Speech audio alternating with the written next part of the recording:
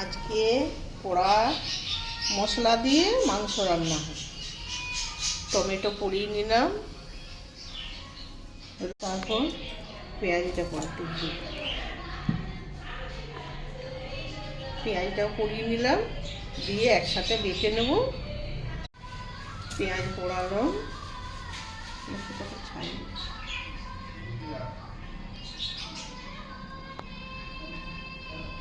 করবো না এখন, খাইতে পেস্ট হয়ে গেছে। এই পোড়া মশলা পেস্ট হয়ে গেছে। ভেজে আলু ভেজে নিয়েছি, মাংস দিয়ে দিলাম, দিয়ে কষিয়ে, বেশিক্ষণ কষাতে হবে না, 10 মিনিটের মতো